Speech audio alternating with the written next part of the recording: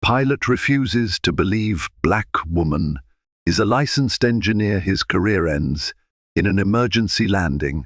Her name was Ebony King, a brilliant aerospace engineer whose talents had revolutionized complex aircraft designs.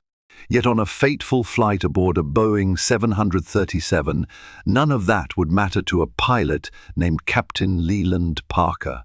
To him, she was nothing more than a boastful passenger, spouting impossible credentials. When the engines roared and panic struck at 30,000 feet, Ebony would be the only one capable of saving everyone on board. But would anyone trust her before it was too late? This is the story of disbelief, danger, and the ultimate reckoning that would change their lives forever. Ebony King clutched her worn, faux leather laptop bag as she made her way through John F. Kennedy International Airport. She had a distinct kind of confidence about her, quiet, commanding, and fueled by years of having to prove herself in boardrooms, factory floors, and even family gatherings where nobody seemed to understand the depth of her expertise in aerospace engineering. She was on her way to San Francisco for a technical consultation on a cutting-edge propulsion system. But to Ebony, this flight was just another in a long series of cross-country trips.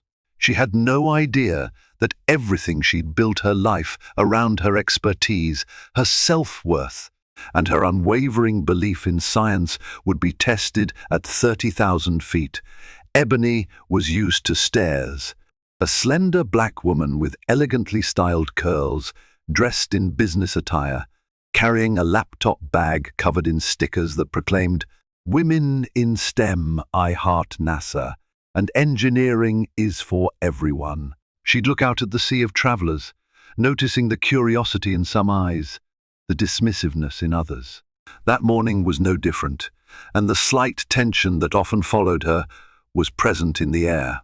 But Ebony did what she always did. She took a deep breath, adjusted her bag, and headed for Gate 32B, which displayed the big letters, Flight 572 to San Francisco. The gate area was crowded as usual. Business people stood glued to their phones. Families wrangled children who squirmed in restless anticipation. Ebony took a seat near the boarding counter, focusing on an upcoming project on her tablet. She was so absorbed she barely noticed when a tall man in a pilot's uniform approached the gate desk. He had sharp features and a meticulously neat uniform. His ID lanyard read, in bold letters, Captain Leland Parker. Though he carried a professional air, his conversation with the gate agent had an irritable edge. "Any updates on the departure time, Sarah?" he asked the gate agent in a curt tone. Sarah responded politely, "Right on time, Captain Parker." He nodded, but seemed to find something unsatisfactory about the situation, scrutinizing the passenger list on a monitor and letting out a quiet sigh. The tension in him was palpable. Ebony, glancing up from her tablet, caught a fleeting glimpse of the man's face, which looked both tired and vaguely aggravated. Their eyes met. Parker gave a barely perceptible nod in Ebony's direction, then quickly turned away. Something about that look, Ebony would later recall, felt strange. But for the moment, she shrugged it off, attributing his demeanor to the usual stress of commercial aviation. If only it had ended there. A voice on the intercom announced the start of boarding for first class and premium travelers. Ebony stood, feeling her phone vibrate. A text message from her mother, wishing her a safe flight and reminding her that the world was wide open for an engineer of her caliber. Ebony smiled. She was proud of how far she'd come.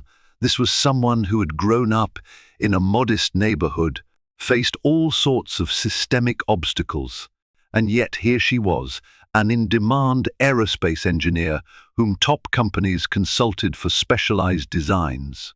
She boarded the Boeing 737, heading for her aisle seat in business class. Tucking her bag overhead, she felt a wave of excitement about the upcoming project. She had spent years on research teams designing advanced aeronautical systems. While Ebony no longer worked for NASA, her initial dream job, she was still intimately involved in aerospace innovations, from propulsion systems to cutting-edge materials. Her knowledge was deep, and her credentials were impeccable. The interior of the aircraft buzzed with the usual boarding chaos. Flight attendants guided passengers. Overhead bins slammed. Seat belts clicked. Ebony settled in with a sigh, thinking about the joys of a window seat. She hoped to catch glimpses of cloud formations, a habit she never outgrew. As she scrolled her tablet, reviewing engineering diagrams for her upcoming project, she hardly noticed Captain Parker's voice crackling through the PAR system. "Good morning, ladies and gentlemen. This is your captain, Leland Parker, welcoming you aboard Flight 572. We're looking at clear skies ahead to San Francisco. Expected flight time is approximately 6 hours and 10 minutes. Sit back, relax, and enjoy the ride." She didn't think much of it until he added, almost impatiently, "And please comply with our cabin crew for any instructions." The line felt strange, laced with an emphasis that Ebony couldn't quite place. She brushed it off again. Her mind was busy with her upcoming design review. Her team was proposing a brand new approach to engine mounting that could reduce fuel consumption and improve reliability. She couldn't wait to unveil her final modifications in the meeting. Little did she know, before that flight reached its destination, her knowledge and expertise would be called upon in the most unexpected way imaginable. 30 minutes after takeoff, Ebony was just beginning to doze off when she felt a faint rumble beneath her feet. It felt heavier than usual turbulence, more like a vibration from deep within the aircraft. She glanced around. Most passengers seemed unfazed, many lost in movies or conversation. Flight 572 maintained its altitude, and even the flight attendants looked calm. Yet Ebony's trained ear caught a subtle pitch in the engine's hum, something she had come to recognize in her years working on experimental aircraft. She made a mental note to keep an eye, or rather, an ear on that unusual sound. A few minutes later, the seatbelt sign dinged on. Ebony's seat neighbor, a well-dressed older man, glanced at her with mild concern. An announcement soon followed. "Ladies and gentlemen," a flight attendant's voice echoed through the cabin.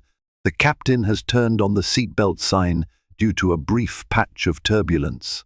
Please remain seated with your seatbelts securely fastened." The plane rocked gently. Ebony peered out the window and saw clear skies with only a few scattered clouds. Her instincts told her something else was causing this vibration. She reminded herself that false alarms happened all the time. Airplanes were designed to handle much worse. This was likely just a pocket of irregular air or a small mechanical quirk, nothing to panic about. Still, Ebony had that nagging intuition. She was intimately familiar with how a Boeing 737 should sound under normal cruising conditions. Could it be an anomaly in the hydraulic system, an imbalance in the rotor spool? She didn't want to jump to conclusions, but she also knew ignoring potential issues could be dangerous. When the aircraft finally stabilized, Ebony decided to share her concerns. She pressed the call button. A flight attendant, an affable woman named Teresa, approached. "Yes, ma'am, how can I help you?" Ebony tried to keep her tone light. "Everything's okay, right? I just noticed a strange vibration about 10 minutes ago," and Teresa's expression remained friendly but guarded. "We were expecting some mild turbulence in this region. The captain says everything's fine." Ebony nodded, her mind racing. "Sure, it's probably nothing. But I'm an aerospace engineer. I've worked on aircraft systems, including the 737's design. It might be worth having the flight deck know that a passenger with a technical background noticed something unusual." Teresa blinked, obviously unsure how to respond. "You're an engineer?" "Yes, licensed and specialized in aircraft propulsion. I'm not trying to cause alarm. Just, better safe than sorry." Teresa's polite smile wavered. "I appreciate your concern, ma'am. I'll relay your message to the cockpit." She left, but Ebony sensed a hint of skepticism in her voice, one she had encountered more times than she could count. About 20 minutes later, Teresa returned, looking a bit uncomfortable. "MAAM, the captain says everything's under control." He said, "Tell the passenger we are trained professionals and we have instruments monitoring everything." Ebony swallowed her frustration. "Of course," she said, forcing a cordial smile. "Thank you for checking." She tried to let it go. Perhaps she was overthinking. Flying was safer than driving, they always said. If the pilot dismissed her observation, maybe it truly was nothing. But Ebony couldn't fully relax. She slipped on her noise-cancelling headphones and pretended to watch an in-flight movie, though her thoughts remained locked on that odd tremor. She scribbled a few notes in her tablet about the approximate time, altitude and conditions. Old habits died hard. Ebony always recorded anomalies for future analysis. This was more reflex than actual alarm. An hour later, the flight attendants began beverage service. Ebony sipped ginger ale, still replaying that subtle vibration in her mind. Her neighbor introduced himself as Daniel, a real estate consultant traveling for business. He noticed Ebony's pensive mood and asked if she was all right. She gave a non-committal response about some work on her mind, but she stopped short of mentioning the vibrations again. She didn't want to stir the pot. If Ebony had known what was about to happen next, she might have pressed harder for answers. Instead, she let the tension simmer beneath the surface, focusing on her upcoming meeting and ignoring that small voice of doubt that said she should insist on being heard. The flight seemed to settle into an uneasy calm. Passengers chatted, flight attendants navigated the aisles with carts of drinks and snacks, and Ebony tried to push her concerns away. The faint rattle didn't reoccur, which only made her question whether she'd imagined it. Then came the moment that changed everything, a call over the intercom requesting that a flight attendant come to the cockpit. Teresa, who had seemed so skeptical earlier, hurried past Ebony with a furrowed brow. The flight deck door opened momentarily, letting Ebony catch a quick glimpse of the pilot and co-pilot in deep discussion, their expressions tense. The door shut, and Ebony could practically feel her pulse in her temples. Something was wrong. She could sense it like an electric charge in the cabin air. Minutes later, Teresa emerged, scanning the rows until her eyes landed on Ebony. She walked over with an apprehensive air. "Ma'am, could you please come with me?" Teresa said softly, leaning in so that nearby passengers wouldn't overhear. A wave of conflicting emotions washed over Ebony: curiosity, nervousness, but also a glimmer of hope that perhaps the flight crew was taking her concerns seriously. She unbuckled her seatbelt, ignoring the questioning look from Daniel, who frowned as she got up. Teresa escorted Ebony to the front of the plane, past the drawn curtain that separated first class from business class. They paused near the cockpit door. "The captain wants to speak with you," Teresa said, her tone noticeably guarded. She pressed a button near the door, and after a moment, the lock clicked. The door swung open to reveal the cramped cockpit. Captain Parker was seated in the left seat, a stern look on his face. The first officer, a young man with tired eyes, turned slightly to glance at Ebony. Teresa gestured for Ebony to step inside. In all her travels, Ebony had never been summoned to the cockpit like this. She felt her heart pounding as she assessed the environment. The overhead panels glowed with green and amber lights. The instrument screens flickered with flight data. One glance at the throttle quadrant told Ebony they were still cruising at a steady speed. But the tension in the room was palpable. Captain Parker swiveled in his seat, removing his headset. His voice carried an air of condescension. "You're the passenger who claims to be an aerospace engineer, correct?" Ebony forced a polite nod. "Yes, sir. Ebony King. I work primarily in propulsion systems." He cut her off. Right. Well, there's an indicator issue with one of the engine sensors, and I hear you've been alerting the flight attendants about vibrations. It was just a concern, Ebony said, struggling to keep her tone neutral. I picked up on something abnormal earlier. Could be a hydraulic or engine mount issue, or maybe a sensor glitch. But I thought, Captain Parker sighed dramatically, rolling his eyes at the co-pilot. These planes are tested and maintained meticulously. We have checklists, advanced instrumentation, years of training. And now I'm dealing with a jittery passenger who thinks she's found the next big problem. Ebony felt a flush of anger rise in her cheeks, but she maintained her composure. I'm not trying to tell you how to do your job, Captain. I just felt it was necessary to bring an anomaly to your attention. He studied her skeptically, his gaze drifting over her face, then to the name badge on her business suit. Engineers typically have credentials. Where exactly did you study, Miss King? Georgia Tech for undergrad, then MIT for my master's in aerospace engineering, Ebony replied. I've been licensed through the National Society of Professional Engineers for several years. The co-pilot's eyebrows rose. He seemed slightly impressed, but Captain Parker let out a sarcastic chuckle. Well, that's a tidy resume. But I'm not in the habit of taking technical advice from passengers. You see this cockpit? We're fully capable of diagnosing our own instrumentation. Ebony's heart pounded. She wanted to argue, to show him actual data, but she could see the hostility. Maybe the best approach was to stay calm. I understand you have protocols. I just want everyone to be safe. Captain Parker let out a dismissive breath. We're aware of a minor sensor malfunction. The maintenance team in San Francisco will handle it upon landing. It's not urgent. He grabbed a document from a side pocket, flipping through a manual with purposeful aggression. We'll handle it, Miss King. Now, if there's nothing else. Ebony hesitated, feeling the tension in the cramped cockpit. She thought about reminding him that ignoring small anomalies sometimes led to big disasters. But Captain Parker's glare told her the conversation was over.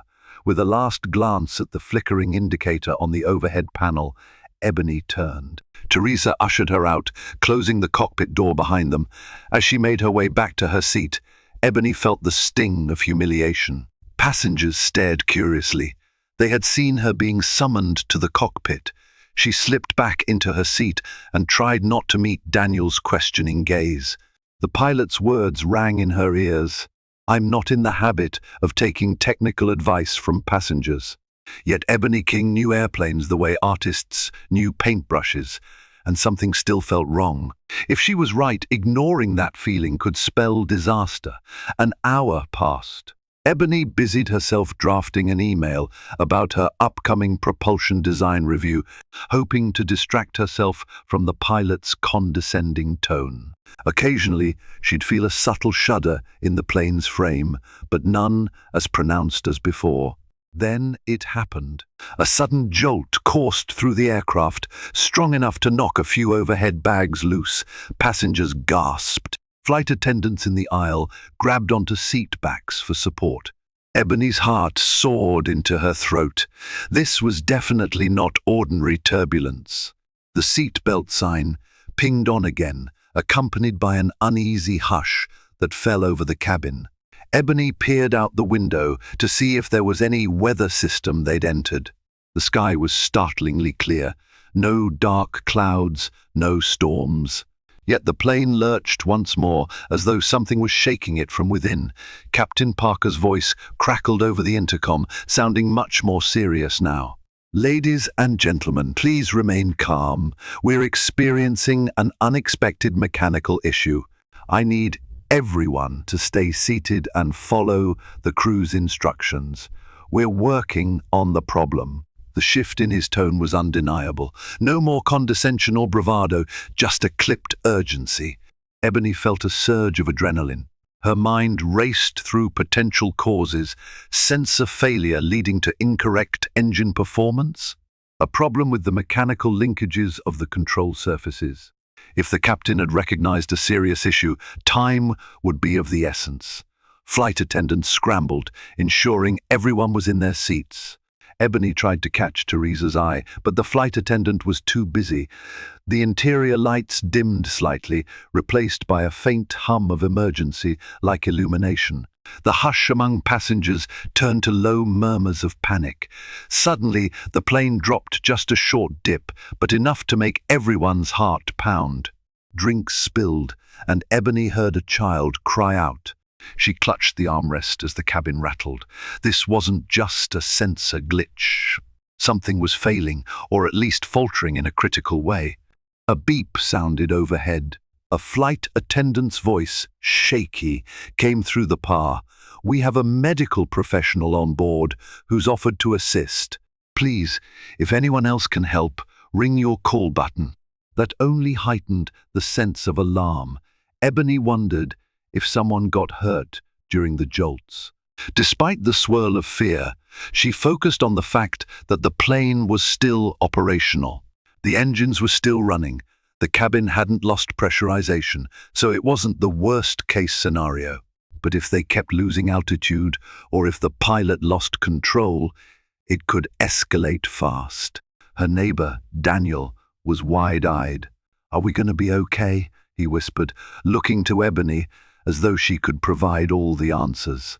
She forced a reassuring smile, but she could feel the tremor in her own voice. The plane's still flying, so that's good. They're probably sorting out the issue right now. In truth, Ebony wanted to bolt from her seat, rush to the cockpit, and offer whatever help she could. But from the pilot's attitude earlier, she doubted he'd welcome her input. And barging in unannounced was never an option. Then, over the intercom, Parker's voice returned. "Ladies and gentlemen, this is your captain. We'll be making an unscheduled landing at Denver International Airport. Our right engine is experiencing inconsistent thrust, and we need to address this as soon as possible. I repeat, we are diverting to Denver." A wave of anxiety rippled through the cabin. People started talking. Questions flew. Ebony felt both relief and dread. Relief that they were planning an emergency landing, always safer to be on the ground than in the air with a malfunction. Dread, because if the engine truly was compromised, landing safely could be dicey. The plane began its descent, and Ebony caught that vibration again, this time more insistent, as if the entire frame were telling them, "We're in trouble." She closed her eyes, mentally racing through the worst-case scenario. One engine out. The plane could still land, but it required skill and calm nerves from the pilot. She remembered the dismissive look on Captain Parker's face. She hoped, for everyone's sake, that beneath that arrogance, he at least had the skill to set them down safely. The plane's descent grew more turbulent. Flight attendants hurried down the aisle, collecting trash and loose items, instructing everyone to power down electronics. The tension was so thick, Ebony could practically taste it. In the background, Ebony picked up bits of conversation, frantic phone calls, whispered prayers, children crying. Her own mind was ablaze with engineering calculations she couldn't shut off. If the right engine's thrust was inconsistent, it could cause yawing. The pilot would need to constantly adjust the rudder to keep the plane stable. If that sensor Ebony noticed earlier was giving false readings, the flight management system might feed incorrect data to the autopilot. This was a real handful, even for the most seasoned flight crew. She heard a shriek from the back of the plane, someone yelling, "We're going down!" and another passenger yelling, "Shut up! You're scaring my kids!" Fear was contagious, threatening to spiral into pandemonium. But Ebony stayed composed, focusing on one certainty: a Boeing 737 could fly with a single engine, provided the pilots knew what they were doing. At about 10,000 feet, the plane shook violently again, like a leaf in a storm. The overhead lights flickered. Ebony gripped her armrest, her knuckles turning white. Daniel beside her was trembling, and Ebony patted his arm reassuringly. She found herself muttering under her breath, come on, keep it together." Then came a crackling announcement from Parker, sounding eerily calm. "Flight attendants, prepare for an emergency landing." A collective gasp rippled through the cabin. The phrase, "emergency landing," was a jolt of cold reality. It stripped away any illusions that this might still be a routine diversion. Oxygen masks dropped automatically, dangling in front of passengers, even though it seemed the pressurization was still normal. Fear overcame logic for many. Ebony heard the rising panic as people fumbled to put on masks. She donned hers automatically, even though she suspected it was more a precaution than a necessity at that altitude. The landscape outside came into view, the vast outskirts of Denver, with the city's skyline in the distance. The plane banked left, trembling the whole time. In the window's corner, Ebony could see the right engine housing. It didn't look visibly damaged, but she noticed an odd shimmer, possibly an oil leak or exhaust inconsistency. Her mind jumped to all sorts of possibilities. If something was leaking, engine failure could be moments away. The plane leveled off, preparing for final approach. Ebony could see the runways of Denver International Airport. The glimmer of runway lights was a welcome sight, but the plane was descending too fast. She clutched her seatbelt, adrenaline surging as the landing gear deployed with a thud. Would Captain Parker trust Ebony's earlier observations now? Did he even care that a licensed aerospace engineer was on board, someone who could provide crucial insight? Or had it simply become too late? A sudden, loud bang reverberated through the fuselage, followed by a metallic scrape. The cabin shook so violently that several overhead panels popped open. Passengers screamed. Ebony felt the plane yaw abruptly to the right, like it was getting jerked by an invisible rope. Captain Parker's voice, taut with urgency, erupted over the PA. "Brace for impact." Suddenly, Ebony and everyone around her hunched forward, guided by flight attendants, shouted instructions, "Heads down! Stay down!" Ebony grabbed the seat in front of her, pressing her forehead to the backrest, heart hammering like a jackhammer. Her mind reeled with the final possibility: would they crash? Would the pilot manage to keep the plane on the runway? This was the exact nightmare scenario that haunted the industry. Mechanical failure leading to chaos in the final moments of landing. The screech of tires on asphalt tore through the cabin as the plane hit the runway. It was a savage jolt that rattled Ebony's teeth. The left side landed heavily and the right wing dipped precariously. There was a heart-stopping moment when Ebony thought the plane might cartwheel. Instead, it slammed back, leveling with a spine-rattling force. Sparks flew somewhere outside. Passengers cried out. Brakes squealed in an ear-splitting shriek, tires skidding. Ebony smelled the acrid stink of burning rubber. After what felt like an eternity, the plane lurched to a violent stop, nose tilted slightly downward. Overhead compartments had burst open, baggage littered the aisle. Sirens and flashing lights greeted them from the runway. For a long moment, there was only stunned silence. Then the cabin erupted in a cacophony of relief and panic. People sobbed, coughed, scrambled to unbuckle. Ebony slowly sat up, her legs shaky. But the plane was on the ground, intact. They were alive. And, unbeknownst to anyone at that exact second, Captain Leland Parker's career was about to unravel faster than he ever imagined. In the chaotic aftermath, emergency slides deployed, paramedics rushed to help shaken passengers, and firefighters inspected the plane's smoking landing gear. Airport staff ushered everyone into the terminal, while ground crews secured the runway. Denver International's staff handled the emergency with swift efficiency, even though the entire airport buzzed with the news. A Boeing 737 had just made a harrowing emergency landing, nearly veering off the runway. Ebony trembled as she stepped onto the tarmac, refusing assistance from a well-meaning paramedic. She was only mildly bruised, though her nerves were shattered. She wanted to check if Daniel and the others were okay. The passengers huddled together in groups, some hugging, some crying. Media crews already gathered, cameras and microphones at the ready. Sirens blared. A few yards away, Ebony spotted Captain Parker talking to a group of airline officials. His uniform was rumpled, and he looked exhausted, but Ebony noticed that same glimmer of arrogance in his eyes, like he was defending his every action to the suits who had arrived. She didn't want to approach him, not after how he dismissed her. Still, she yearned for answers. What exactly had failed? Soon, Ebony was approached by a representative from the airline, a woman named Linda. She held a clipboard and seemed both flustered and determined. "Ma'am, I understand you had some concerns about the aircraft before the incident. Several people overheard you mention your engineering background." Ebony sighed, hugging her arms around herself against the chilly Denver breeze. "That's correct. I told the flight attendant, Teresa, about vibrations I noticed early on. Then I spoke briefly to Captain Parker when he summoned me to the cockpit." Linda furrowed her brow, scribbling notes.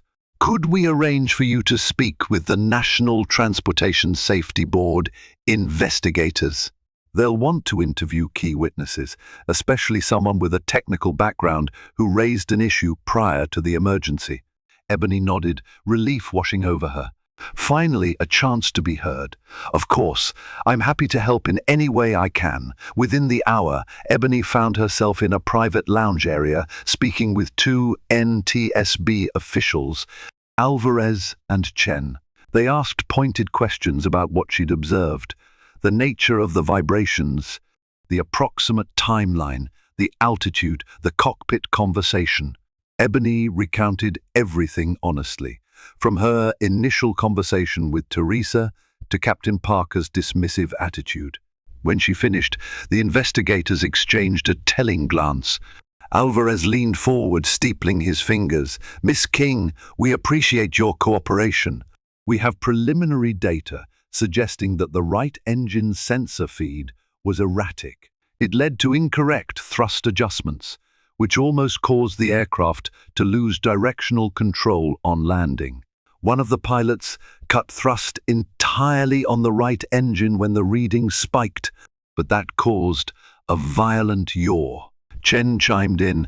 "The pilot had the option to manually override, but from what we understand, there was some confusion in the cockpit about the authenticity of the sensor readings. This confusion may have contributed to the rough landing. Your report of abnormal vibrations might have been an early sign of that sensor malfunction." Ebony swallowed hard. So if they had listened, maybe run a manual diagnostic earlier, they could have mitigated the problem? Alvarez nodded, regret lining his features. "Possibly. We can't say for sure. But your concerns were valid. The flight data recorder will tell us more." Despite the swirl of relief knowing she hadn't imagined anything, Ebony's heart sank. This entire ordeal might have been minimized if the flight crew had acknowledged her observations. She felt no joy in being right, only sorrow that people had to endure terror. Over the next several hours, Ebony was questioned by airline representatives, safety officials, and eventually the media, who sniffed out the angle. A black female engineer tried to warn the pilot, only to be brushed off. Ebony was cautious in what she said to reporters. She didn't want to sensationalize or stoke tension, but the story practically sold itself. Ebony's credentials were real, and the pilot's refusal to believe her might have placed hundreds of lives in jeopardy. The avalanche of consequences began almost immediately. That evening, Ebony saw a breaking news segment on a major network, "Hero Engineer or Overlooked Passenger." Airline scrambles for answers after near crash in Denver. Her photograph, taken from her LinkedIn profile, flashed on screen. Ebony felt a lurch in her stomach. She never asked for this spotlight. And then came the rumor that Captain Parker had been put on immediate administrative leave pending the investigation. Ebony gleaned this from a Twitter post by an airline insider, then confirmed it through a hush-hush statement given to the press. Parker, it seemed, was about to face the music. The next day was a whirlwind of media requests. Ebony found herself in a hotel suite, courtesy of the airline, where she'd been asked to stay pending further interviews. She tried to decompress, nibbling on a room service sandwich and scrolling through her phone. Social media was ablaze with the story. Hashtags like #ListenToBlackWomen and #engineer ignored soared in trending topics. People praised Ebony's expertise, outraged that her warning had been dismissed. Ebony felt overwhelmed. She had fought her whole life to be recognized for her talents, not her skin color. Yet here it was again, front and center in a national conversation.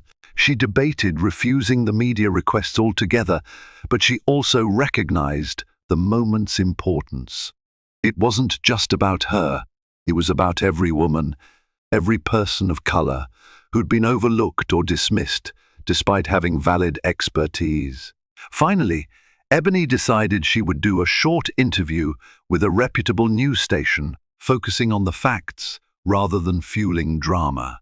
In that interview, Ebony spoke calmly about the timeline, her attempt to alert the cabin crew, and her brief encounter with Captain Parker.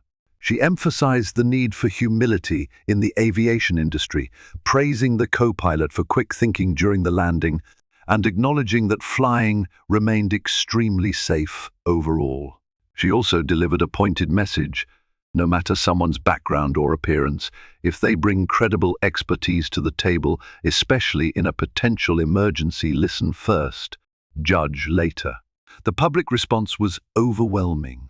Messages of support poured in from engineers across the globe, from STEM advocacy groups, and from ordinary passengers grateful she spoke up. Ebony's email overflowed with speaking invitations at Women in Engineering conferences, corporate diversity panels, and even an offer to collaborate on an aerospace documentary. Meanwhile, the airline faced a firestorm of criticism.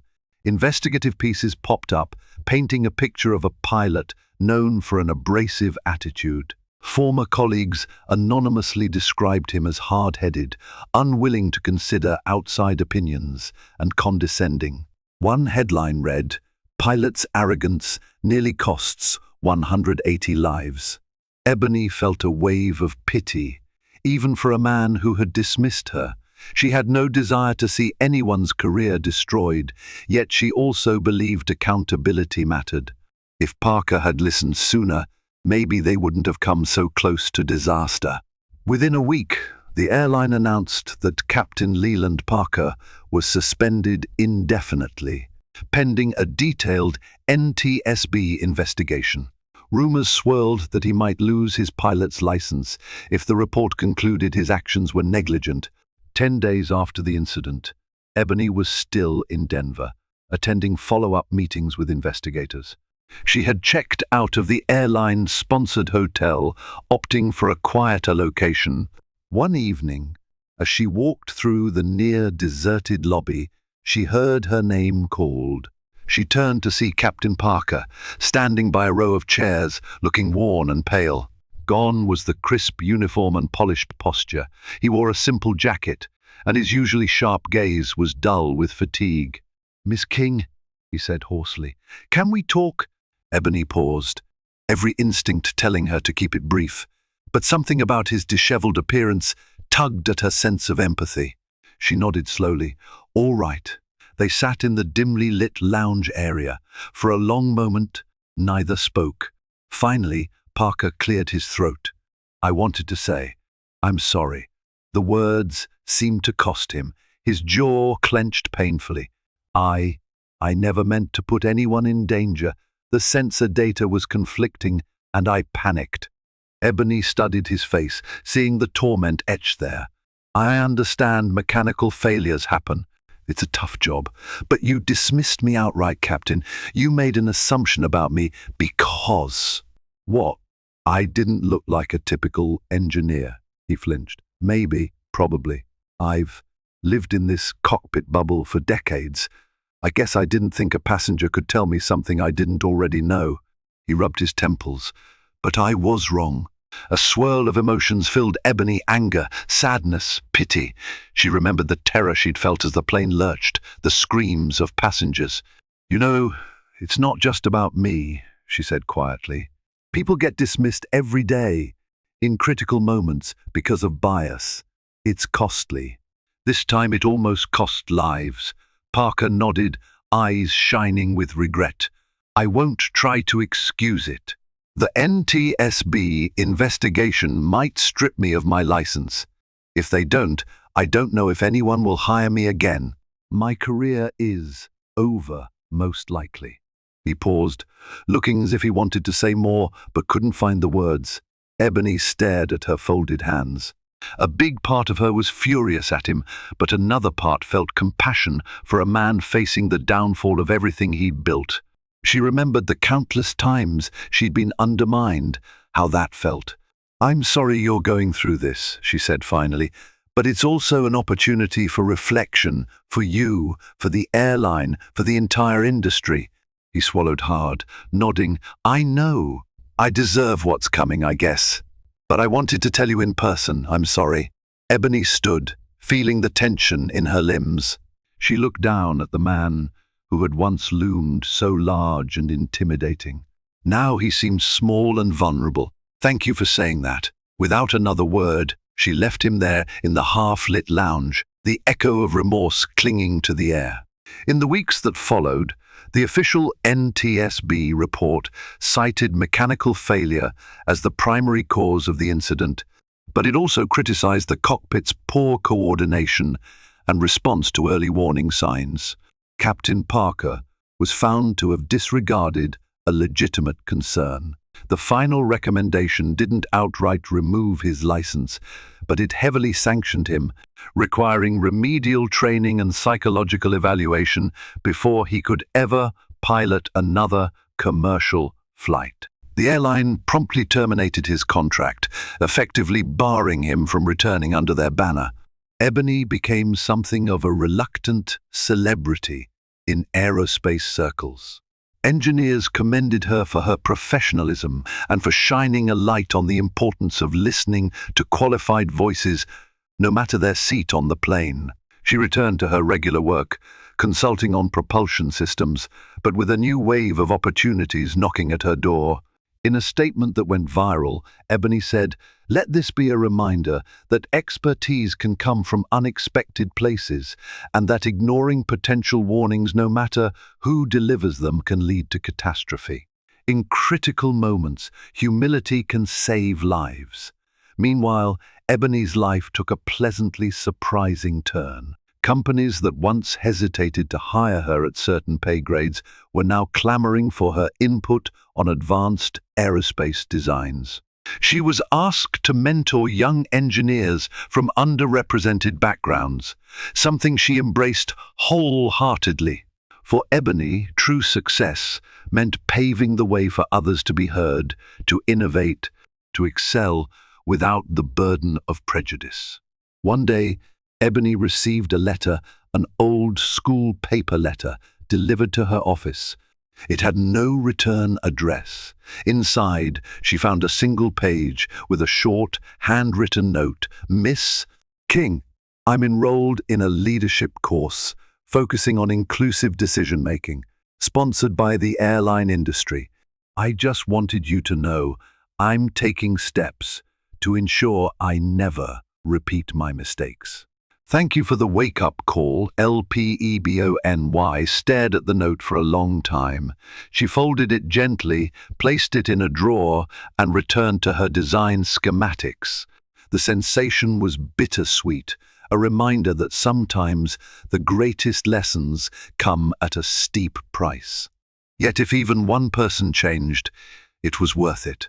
Months had passed since the emergency landing at Denver International Airport, but the memory of Flight 572 still lingered in Ebony King's mind like an indelible watermark. Though she'd never asked to become a public figure, the incident catapulted her into a spotlight that shone on bias, negligence, and the power of genuine expertise, even when that expertise came from a surprising source.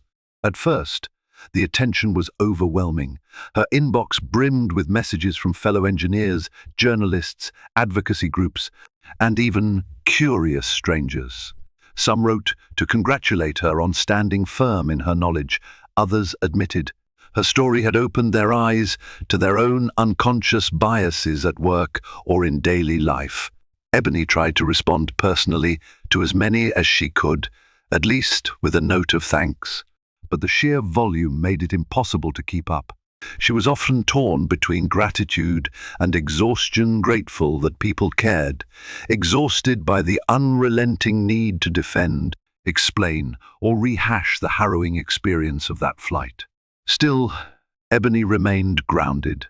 Every day she found solace in returning to her core passion, designing, testing, and refining propulsion systems that could one day make air travel even safer and more efficient. She'd accepted a new consulting contract with an innovative aerospace startup, Novalift Technologies, which specialized in hybrid electric engines. The work was exhilarating, a chance to push boundaries and make commercial aviation more eco-friendly. And yet, every so often, Ebony would pause over a set of schematics and recall the abrupt tremor in Flight 572's right engine. She still felt a pang of what-ifs. What if the pilot had listened sooner? What if she had been more forceful in conveying her concerns? Even though the outcome was not her fault and ended in one piece on the runway, she couldn't quite banish those lingering questions from her mind. Her life also changed in other subtle ways. Where before she traveled incognito, blending into the background at conferences, Ebony now found her name on keynote speaker lists and specialized panels. She lost count of the times she was introduced as the hero engineer who tried to warn the pilot. Some sessions focused on flight safety, others on workplace diversity, and a growing number on leadership and bias in high-stakes environments.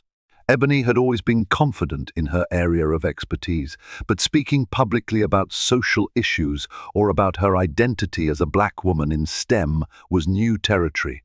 Yet each time she told her story, she saw how it resonated with others who had felt dismissed or unheard. The numerous messages she received afterward, especially from young women of color, reinforced her determination to advocate for inclusive policies across the aviation industry. One spring afternoon, Ebony was invited to speak at a NASA-sponsored symposium on advanced propulsion. It was a dream come true in a way. She'd once interned there, starry-eyed at the thought of contributing to space exploration. Now she walked through NASA's gleaming corridors as a respected aerospace engineer with her own set of battle scars from the commercial aviation world. The day was filled with back-to-back presentations on emerging propulsion technologies, hypersonic flight, and the next generation of sustainable jet fuels. Ebony listened as experts with decades of experience laid out their visions for the future. When it was her turn to take the podium, she felt a surge of pride mingled with the familiar knot of stage fright. The auditorium was packed with scientists, engineers, and NASA administrators. She began by explaining the complexity of sensor systems in modern aircraft, using a simplified diagram of the Boeing 737 sensor suite as an example. In a clear, measured tone, she described how a single misreading or a delayed response to an anomaly could escalate exponentially. Her talk, however, was about more than technology. It was about the human factor, how trusting or distrusting a colleague's expertise, or even a passenger's observations, might define the margin between safe landings and near disasters. "We design fail-safes into our hardware," Ebony said, her voice echoing across the rows of rapt faces. "But we also need fail-safes against our own biases. When it comes to aviation, we can't afford arrogance." A thunderous applause followed her final words, and for the first time that day, Ebony allowed herself a small, grateful smile. Throughout these public events, Ebony couldn't help but notice a shift in how people viewed her. Before, they would regard her as just another face in the crowd, quiet, maybe a bit too youthful looking to be a seasoned engineer. Now, she was greeted with respect, sometimes even awe. She knew the difference came not just from her professional credentials, but from the story of Flight 572. In many ways, that story had become a catalyst for broader discussions about credibility and diversity across STEM fields. Beyond the conference circuit, Ebony's everyday life also began to reflect the ripple effects of her public stance. She was approached by schools to mentor budding engineers, often bright-eyed girls who felt isolated in male-dominated robotics clubs or STEM electives. Ebony took those requests seriously, carving out time each week to connect through Zoom sessions or in-person workshops whenever possible. She saw her younger self in their eyes, hungry for knowledge, brimming with ambition, yet occasionally questioning if they truly belonged. Sharing her personal journey, including the challenges, became a source of mutual inspiration. Meanwhile, media outlets kept the story alive in their own way, particularly once the National Transportation Safety Board (NTSB) released its official, final findings. The mechanical issues that had plagued Flight 572 were indeed serious, but they noted that the pilot's hesitation to trust early warnings, whether from the flight instruments or from Ebony's observations, contributed to the dangerous descent. While Ebony's name didn't appear as an official hero in the report, the subtext was clear. Cockpit leadership had failed in its duty to remain open to potential red flags, no matter the source. Amid all of these discussions, Captain Leland Parker's fate hung quietly in the background. The airline had let him go, and the Federal Aviation Administration (FAA) strongly recommended remedial training if he ever wanted to fly commercially again. Ebony didn't keep tabs on Parker. She wanted to move on without replaying his condescension in her mind. But the public's curiosity about him persisted, and rumors circulated that he'd retreated from the public eye entirely.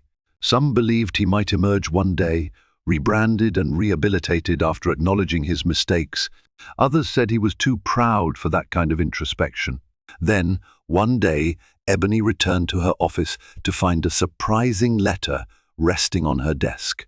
There was no name on the envelope, and the only clue to its source was an airline's generic return address. Opening it, she found a typed message. "Miss King, I attended a leadership course sponsored by the airline industry. My pride took a big hit, and I've had to come to terms with the mistakes that nearly cost us Flight 572. I realized too late that I'd let my own biases blind me to a credible warning. The crash that nearly happened has lived in my nightmares ever since. Please know I regret my role in disregarding your insight that day. I've chosen to step away from commercial flying for now, but I'm hoping to make amends by sharing my story. The training program wants me to speak about pilot humility and trust. Maybe there's still a place for me in aviation, even if it's not in the cockpit. Thank you for the wake-up call." L. Parker. Ebony read the letter twice, absorbing each line.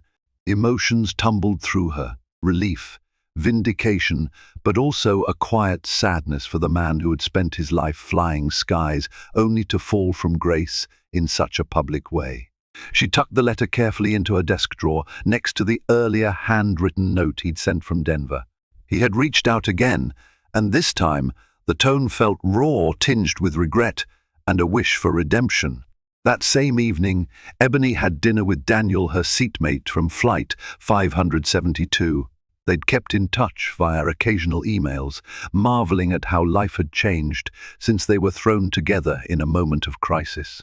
Over plates of steaming pasta, Daniel asked if she'd heard anything new about Parker. Ebony hesitated, but decided to share the gist of the letter. Daniel gave a thoughtful nod. "Sometimes the hardest thing is admitting we were wrong. Maybe he'll find a way to turn this around and do some good, help other pilots avoid that same pitfall." Ebony sipped her wine, considering Daniel's words. I hope so. If he can channel his experience into saving lives, into reminding other pilots to stay open-minded, then maybe that near disaster won't have been in vain. They spent the rest of the evening talking about simpler things, Daniel's new real estate ventures, Ebony's upcoming project with Novalift, plans to travel together in the future this time. They joked on a plane that Ebony herself had inspected.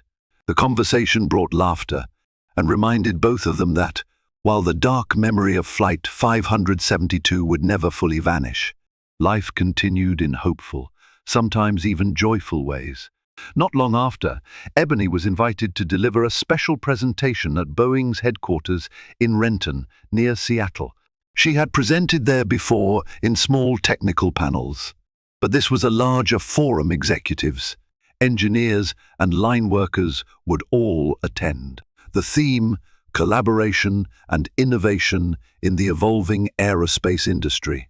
Ebony prepared meticulously, knowing she wanted to bridge the gap between the lofty realm of design and the day-to-day realities of maintenance, inspections, and pilot operations.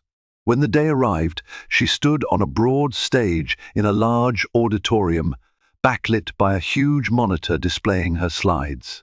Rows of employees filled the seats, from high-ranking aerospace executives to mechanics in grease-stained uniforms. Some might have expected a dense technical lecture on advanced propulsion systems, her usual domain. Instead, Ebony opened with a personal anecdote about the vibrations she'd felt on Flight 572, the immediate recognition of something amiss, and the fateful conversation with Captain Parker. She detailed the chain reaction of missteps that followed, the sensor misread, the confusion in the cockpit, the near crash. Then she pivoted to her central point. Even the most advanced technologies can't compensate for human factors when we refuse to listen to each other. Real innovation requires collaboration, and that means respecting expertise, no matter who's speaking. A hush fell over the room when she finished. It wasn't the kind of hush that signaled boredom or disinterest, but rather a collective sense of understanding and responsibility. As the applause built, Ebony saw heads nodding in agreement. These were the people who designed and built the aircraft themselves, who tested wings and engines in wind tunnels, who debugged sensor systems on assembly lines. Hearing from someone who had survived a near disaster, grounded in the misalignment between technology and human attitude, left a profound impression. In the aftermath of that talk, Boeing's head of engineering personally thanked Ebony, promising to implement new training modules that emphasized the human dimension of safety checks and decision-making. We spend billions on research to make planes safer, he said, but stories like yours remind us that the people involved, the pilot, the engineer, even the passenger matter just as much as the hardware. That evening, back in her hotel room, Ebony felt an unfamiliar sense of peace. The swirl of media coverage and corporate interest was no longer unnerving. She realized she'd found a clear purpose that combined her technical genius with her hard-won perspective on bias. She had become a catalyst for dialogue, for ensuring that the next Ebony King, wherever she might be, however she might look, would be heeded when she spoke about anomalies in an airplane's performance or pitched a new design that seemed revolutionary. Of course, Ebony never forgot the real human cost behind her newfound influence. Over time, she'd seen how some people tried to frame her story as a neat, fable engineer versus arrogant pilot, without appreciating the raw fear that had gripped every soul on Flight 572. Still, she cherished the final outcome. Everyone had walked off that plane alive. The spectre of tragedy now served as a guiding light for reforms throughout the aviation world. On quiet nights, when she replayed those moments in her mind, the gut-churning vibration The pilot's dismissive glare, the thunderous emergency landing. Ebony would also recall the exhausted, shaken faces of the crew who guided passengers onto the runway. She remembered children clinging to parents, tears of relief, and passengers offering one another hugs. That sense of collective survival inspired her to keep pushing forward. Flight 572 had challenged Ebony's identity, tested her resilience, and made her a spokesperson for something bigger than her own career. But she realized she was ready for it. Every technical paper she wrote, every design she improved, and every public talk she delivered wove back into the same mission: to make the skies safer, to bring more voices into the fold, and to ensure that no crucial piece of knowledge would ever again be ignored. And so, as Ebony King looked out the window of her new office at Novalift Technologies, where engineers of all backgrounds worked side by side, she felt a surge of determination. She reflected on a simple truth: planes are machines, built by human hands, flown by human pilots, and carrying human passengers. If we refuse to honor one another's expertise, we risk everything.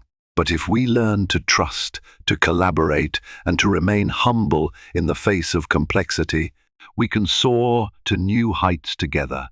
She had lived through the storm, saved lives with her warnings, and emerged with a clarion call for empathy and open-mindedness in the modern aerospace world. That, she decided, was the final lesson she wanted to share. And it was a lesson that would resonate well beyond the confines of flight decks, echoing into every sphere where a keen eye, a vital piece of knowledge, and a single voice could avert catastrophe. Thank you for joining me on this intense journey of Flight 572, a story of crisis, resilience, and the triumph of knowledge over bias. We saw how Ebony King's unwavering dedication to her craft saved countless lives, even when disbelief stood in her way. And we witnessed the steep price of arrogance as Captain Leland Parker faced the fallout of ignoring expertise that came from an unexpected source. Stories like these remind us that everyone has something valuable to contribute. Trust can mean the difference between calamity and a safe landing. If you were moved by Ebony's courage, please consider sharing this video. Let's inspire others with her lesson. Expertise transcends stereotypes, and humility is vital in high-stakes situations. So hit that like button, share with your community, and subscribe for more stories of triumph against the odds. Let's keep learning and elevating each other together.